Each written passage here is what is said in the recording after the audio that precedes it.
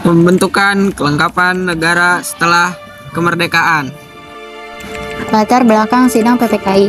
Sidang Panitia Persiapan Kemerdekaan Indonesia adalah momen penting dalam sejarah Indonesia. Sidang ini merupakan lanjutan dari sidang Badan Penyelidik Usaha-usaha Persiapan Kemerdekaan Indonesia dan bertujuan untuk merumuskan serta menetapkan dasar-dasar negara dan mempersiapkan proklamasi kemerdekaan.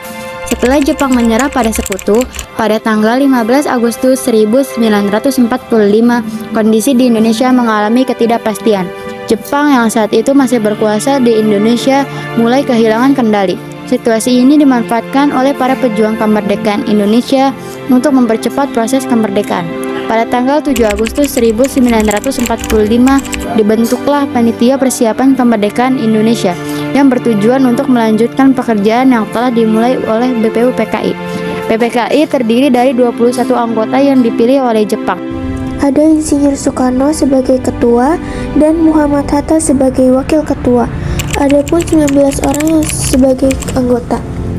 Yang pertama Rajiman Widyodiningrat, kedua Oto Iskandar Dinata, ketiga Ki Bagus Hadikusumo, keempat Abdul Wasid Hasyim, kelima Pangeran Surjo Hamijojo, keenam Pangeran Purobojo, ketujuh Sutarjo, kedelapan Suroso, kesembilan Supomo, ke-10 Abdul Qadir, ke-11 Yap Canbing, ke-12 Muhammad Amir, ke-13 Muhammad Hasan, ke-14 Abdul Abbas, ke-15 Ratu Langi, ke-16 Andi Pangerang, ke-17 Hamidan, ke-18 Ai Gusti Puce, dan yang terakhir Ratu Harhari.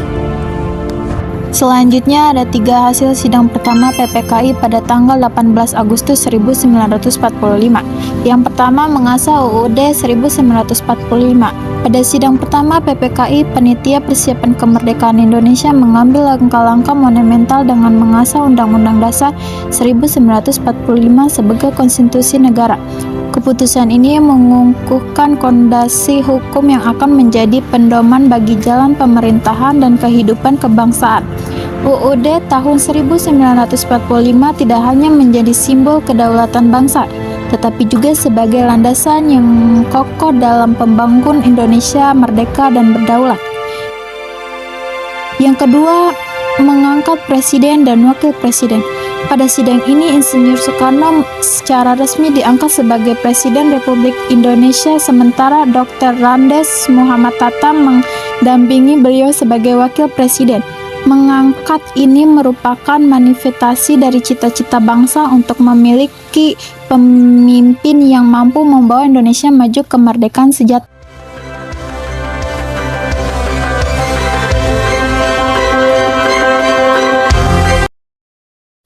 Tiga, membentuk Komite Nasional sebagai langkah awal dalam pembentukan pemerintah. PPKI membentuk Komite Nasional Indonesia di pusat KNIP. Komite ini bertugas membantu Presiden dalam menjalankan pemerintahan sebelum terbentuknya Majelis Permusyawaratan Rakyat atau MPR dan Dewan Perwakilan Rakyat yaitu DPR. Dua hasil sidang kedua PPKI pada tanggal 19 Agustus 1945. Yang pertama, pembagian wilayah Indonesia. Pada sidang kedua, PPKI mengambil langkah strategis dengan membagi wilayah Indonesia menjadi 8 provinsi. Pembagian ini bertujuan untuk memudahkan administrasi pemerintahan dan memastikan pengelolaan sumber daya yang lebih efektif di setiap daerah. Setiap provinsi dipimpin oleh seorang gubernur yang bertanggung jawab langsung kepada pemerintah pusat, menciptakan struktur pemerintahan yang lebih terorganisir dan efisien. Nama-nama gubernur dari 8 provinsi tersebut yaitu: Nomor 1 Sumatera dengan Gubernur Teguh Muhammad Hasan. Nomor 2 Jawa Barat dengan Gubernur Sutarjo Karto Hadikusumo. Nomor 3 Jawa Tengah dengan Gubernur Raden Panji Suroso. Nomor 4 Jawa Timur dengan Gubernur Raden Mas Tumenggung Aryo Sudjo. Nomor 5 Sunda Kecil dengan Gubernur Gusti Ketut Putja. Nomor 6 Maluku dengan Gubernur Mr. Johannes Satuhari. Nomor 7 Sulawesi dengan Gubernur Dr. Sam Satulangi. Nomor 8 Kalimantan dengan Gubernur Insinyur Haji Pangeran Muhammad Nur. Yang kedua, pembentukan Departemen Pemerintahan. Sidang kedua juga membahas pembentukan beberapa departemen pemerintahan yang bertugas mengatur administrasi negara. Departemen-departemen ini dibentuk untuk menangani berbagai urusan negara secara lebih terfokus dan terorganisir. Langkah ini penting untuk memastikan bahwa pemerintahan berjalan dengan lancar dan mampu menghadapi tantangan yang ada dengan lebih efektif. 4.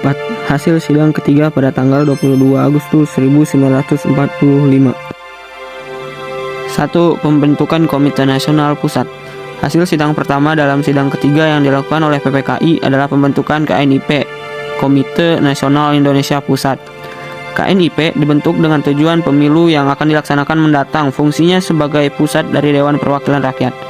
Jumlah anggota KNIP yang dilantik adalah 137 anggota yang terdiri dari golongan muda dan masyarakat Indonesia.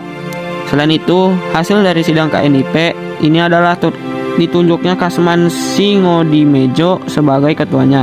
Wakil dari KNIP ini ada 3, yaitu M. Sutarjo, wakil ketua pertama, Latu Harhari, wakil ketua kedua, dan Adam Malik, wakil ketua ketiga. Kedua, dibentuknya Partai Nasional Indonesia.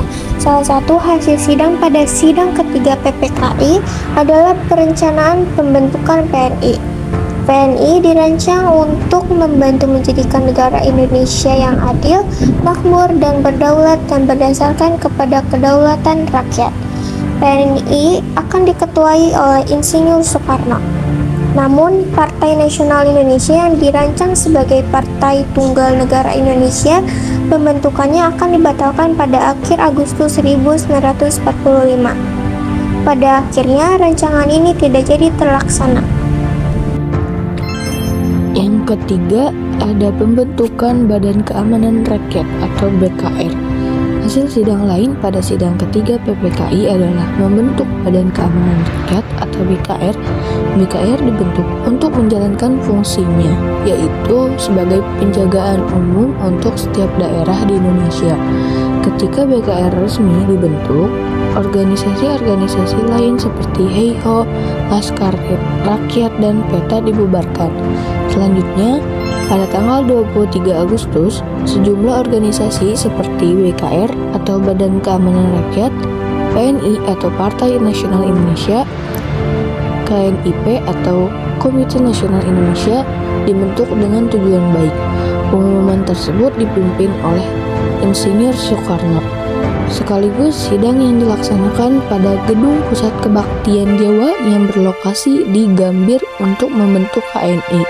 PPKI akhirnya dibubarkan dan pelantikan KNI dilaksanakan pada tanggal 29 Agustus 1945.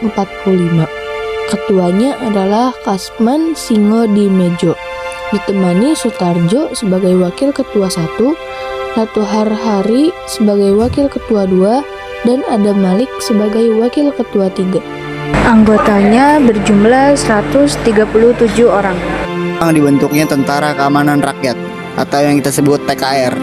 Tentara Keamanan Rakyat dibentuk pada 5 Oktober 1945 sebagai pengganti Badan Keamanan Rakyat yang sebelumnya dibentuk pada 22 Agustus 1945.